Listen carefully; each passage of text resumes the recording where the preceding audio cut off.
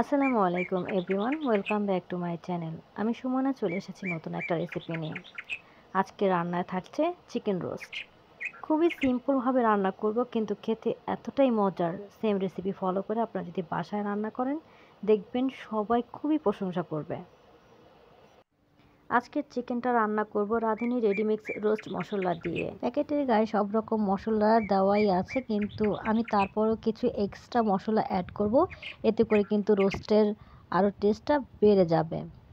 তো এখানে আমি নিয়েছি পেঁয়াজের পেস্ট। এখানে পেঁয়াজ ব্রেস্তা আর কাঁচা পেঁয়াজটা নিয়েছি, সেটাই পেস্ট করে নিয়েছি। সাথে কিছু বাদামও কিন্তু নিয়ে আমি পেস্ট করেছি। আর দিয়ে দিচ্ছি আধা চা চামচ করে আদা বাটা, রসুন বাটা। আর দিয়ে দিচ্ছি চিকেন রোস্ট মশলা। যদিও আদা রসুনটা এখানে চিকেন রোস্ট মশলার মধ্যে দেওয়া আছে আগে থেকে, কিন্তু আমি তারপরে একটু অ্যাড করে দিয়েছি।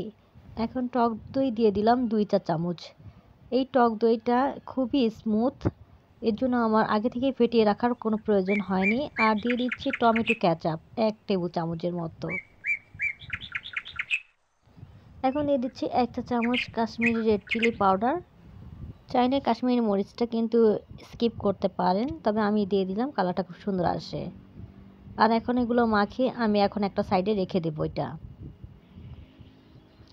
এখানে আমি নিয়েছি 3টা লেগ পিস, আর এগুলো সাইজে একটু বড়, এর জন্য আমি কেচে নিয়েছি যাতে খুব সহজে মশলাগুলো ভিতরে ঢুকতে পারে।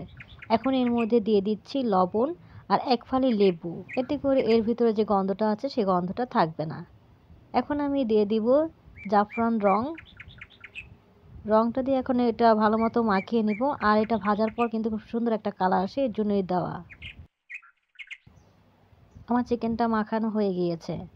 আমি চুলায় একটা প্যান বসিয়ে নিয়েছি, এতে পর্যাপ্ত পরিমাণে তেল দিয়ে এখন আমি এই চিকেন লেগ পিসগুলো ভেজে নেব। খুব বেশি ভাজার প্রয়োজন নেই, 1 থেকে 2 মিনিটের মতো ভেজে নিলেই হবে প্রত্যেকটা সাইড। আর বেশি ভাজতে গেলে কিন্তু চিকেনের যে জুসিনেস ভাবটা সেটা কিন্তু থাকবে না, একদম ড্রাই হয়ে যাবে, তখন খেতে ভালো লাগবে না, শক্ত হয়ে যাবে। আমার চিকেনগুলো ভাজা হয়ে গেছে। এখন সেম প্যানের মধ্যে আমি কিছুটা পেঁয়াজ দিয়ে এখন ব্রাউন কালার করে ভেজে নেব। তো আমার ভাজা কিন্তু হয়ে গিয়েছে। এখন আমি দিয়ে দিচ্ছি আগে থেকেই যে আমি মেখে রেখেছিলাম যে মশলাগুলো, সেই মশলাগুলো এখন দিয়ে আমি ভালো মতো কষিয়ে নেব। 7 থেকে 10 মিনিটের মতো এটা ভালো মতো কষাতে হবে। আর আমি বাটিটা ধুয়ে কিছুটা পানি দিয়ে দিলাম, এতে করে ভালো মতো কষাতে পারবো। রোস্টের এই মশলাটা যত ভালো কষানো হবে ততই কিন্তু খেতে মজা হবে। আমি পরিমাণ মতো দিয়ে দিলাম লবণ। আর আমি চিকেন ভাজার সময় কিন্তু লবণ দিয়েছি, এর জন্য লবণটা বুঝে শুনে দিতে হবে। তো দেখুন আমার এটা কিন্তু কষানো হয়ে গিয়েছে। আমি চুলা আঁচটা কম রেখে কষিয়ে নিয়েছি খুব ভালো করে। এখন আমি দিয়ে দিলাম চিকেনগুলো দিয়ে এখন ভালো মতো এটা মশলার সাথে মিশিয়ে নিতে হবে। এখন আমি 5 থেকে 6 মিনিটের মতো এটা ভালো মতো কষিয়ে নেব। তো দেখুন চিকেনগুলো কিন্তু প্রায় কষানো হয়ে গিয়েছে। আর আমি অল্প আঁচে এটা কষিয়ে নিচ্ছি, খুব বেশি জাল বাড়ানো যাবে না, এতে করে পুড়ে যাবে। এখন আমি দিয়ে দিচ্ছি কিশমিশ কিছুটা পরিমাণে। আর দিয়ে দিচ্ছি 4-5টা মরিচ আমি মাঝখান থেকে ভেঙে দিয়েছি। দিয়ে দিলাম পেঁয়াজ ব্রেস্তা, এতে করে খুব সুন্দর একটা ফ্লেভার আসবে। যদিও আমার এটা এখনও হয়নি, হওয়া বাকি আছে, তারপর আমি পর্যায়ে সব মশলাগুলো দিয়ে দিলাম। এখন আমি এর মধ্যে দিয়ে দিচ্ছি 1 কাপের মতো গরম দুধ। আমি এই দুধটা জাল দিয়ে গরম করে নিয়েছি। আর চেষ্টা করবেন গরম দুধটাই দেওয়ার জন্য, তা না হলে কিন্তু অনেক সময় ঠান্ডা দুধ দিলে দুধটা ফেটে যেতে পারে, এর জন্য আর কি গরম করে দেওয়া। তো আমি এখন এটা ভালো মতো নেড়ে চেড়ে নিচ্ছি। প্রায় 10-15 মিনিটের মতো এটা রান্না করে নিয়েছি। দেখুন এই ঝোলটা কিন্তু যথেষ্ট ঘন হয়ে এসেছে। এখন আমি এ পর্যায়ে দিয়ে দিলাম কেওড়ার জল। আর দিয়ে দিচ্ছি ঘি।